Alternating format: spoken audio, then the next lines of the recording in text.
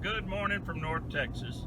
It is 8:21 in the morning, 51 degrees, and the wind is howling out of the south. Straight out flags howling, so we're going to say 15 plus. But, no, we're not hunting this morning, even though this is the last weekend for does in our county.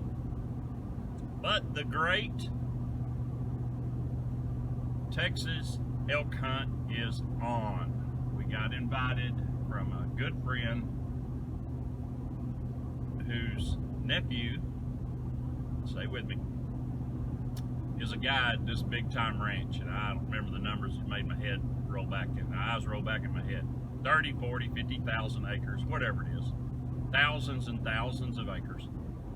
And they trophy hunt it for what, bighorn sheep, anyway, just whatever.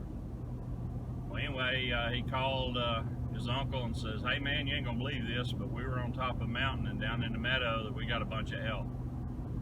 What? Bunch of elk. You guys want to come out, or you want to come out and knock one down? It's just probably going to be a meat hunt. And anyway, he got on the phone with me and a couple other buddies, and as it is, there's three of us going to run out there and going on a meat hunt. So, kind of in my mind, it's a once in a lifetime kind of thing. We get to hunt elk in Texas, and because they're not a native species, then don't have to use a tag or anything like that. So, but my 300 Weatherby, I bought it up. I'm gonna say wasn't a drunk buy, but up late drinking coffee and bought another 300 Weatherby. Just got a soft spot for those, but this one happened to be a Remington. Anyway, one of them Remington Classics or whatever they call it. But anyway, it's got a brake on it and everything, but the stock was just not quite right. The pad on it was bad. So my buddy Robert, you guys know, put me a nice pad on it, but realized that it's short. So he put a spacer in it, and from the pictures you're gonna see that's what it is there's a hardwood spacer.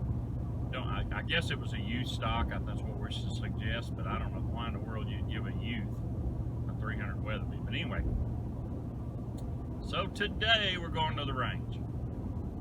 We're going to sight the Weatherby in. My mindset is about an inch high at 200 and let her rip. Loaded up some 180 grain bullets. I've got some 165s that I loaded for because I was thinking about maybe deer hunting with it. Or hogs, here. But elk's a lot bigger body. Gonna need a little better bullet, maybe a little more weight to kind of give it a little more energy once it hits the animal. So got that, and I've got another load for my 6.5 284. New old load. Moving stuff around in my warehouse, I found 50 rounds of 140 grain Game Kings that I loaded well over 10 years ago. So we brought them. I know that's my original load, and it always shot well. The problem is I've over the last few years having a hard time finding 140 grain Game Kings. So anyway, we're going to shoot that too. That way we can let the barrels cool in between. But it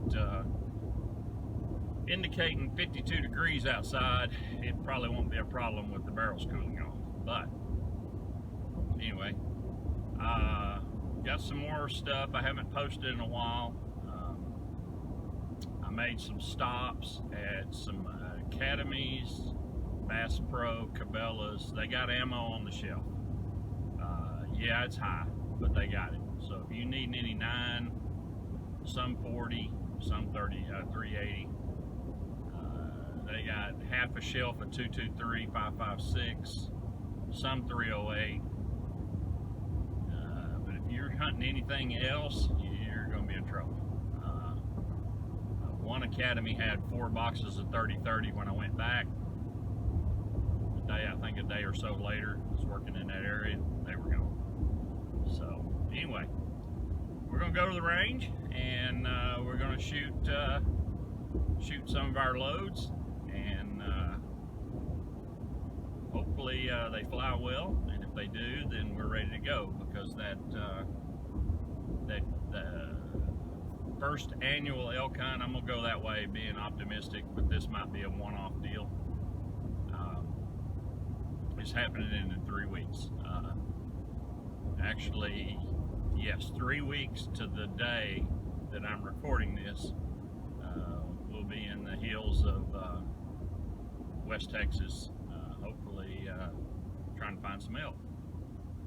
Anyway, we'll get some pictures or whatever. We'll load it all up. See, y'all take care.